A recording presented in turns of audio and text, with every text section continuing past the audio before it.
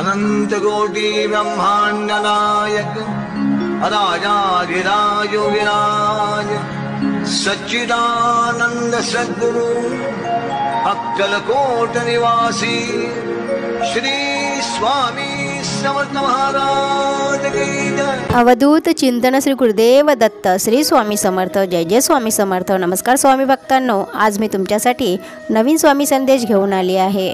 स्वामी भक्तांनो, हा संदेश मन लावून संपूर्ण ऐका। तुमचे जीवन आनंदाने, सुखाने, समृद्धीने भरभरून जाईल। स्वामींचा आशीर्वाद कायम तुमच्या पाठीशी राहील। तुमच्या आशीर्वादाची गरज असल्यास श्री स्वामी समर्थ कमेंट बॉक्समध्ये टाईप करा आणि चॅनलला सबस्क्राईब करून व्हिडिओला नक्की शेअर करा। एका शेअरने कोणाचे तरी भलं होणार आणि त्यांचा नकळत आशीर्वाद तुम्हाला, तुमच्या परिवाराला प्राप्त होईल।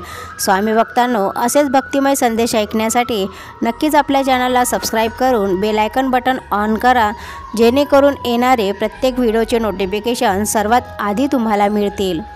तर चला मग स्वामी भक्तांनो, आजच्या संदेशाला सुरुवात करूया सुंदर विचारांना।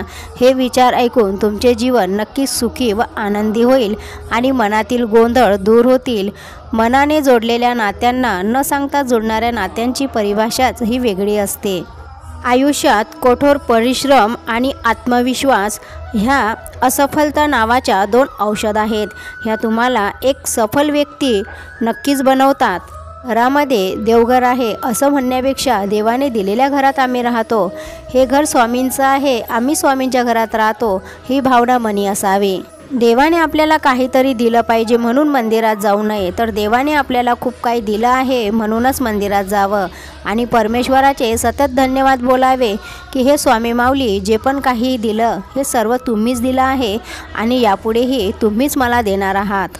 प्रत्येक गोष्ट मनासारखी घडत नाही, म्हणून सुखापेक्षा समाधान शोधा। आयुष्य खूप आनंदी जाईल। माणसाला जर चमकायचंच असेल तर त्याला स्वतःचा प्रकाश आणि झळकायचे असेल तर स्वतःचेच तेज निर्माण करता आले पाहिजे।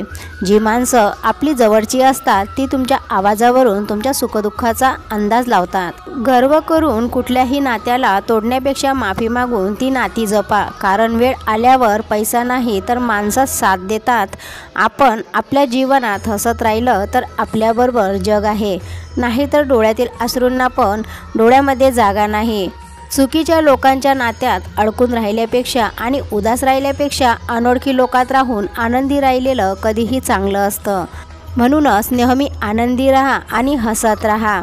आनंदी राहण्याचा प्रयत्न करा, आनंदी जीवन जगण्याचा प्रयत्न करा। स्वामी भक्तांनो, आशा करते की हा संदेश तुम्हाला आवडला असेल। आवडल्यास आपल्या चॅनलला सबस्क्राईब, लाईक आणि शेअर करा। तर चला मग भेटूया नवीन सुंदर विचारांसोबत। स्वामी तुमच्या सर्वांच्या सर्व चांगल्या इच्छा पूर्ण करो, ही स्वामीचरणी मी प्रार्थना करते आणि आजचा स्वामी संदेश इथंच थांबवते। भेटूया नवीन संदेशासोबत। श्री स्वामी समर्थ। जय जय स्वामी समर्थ।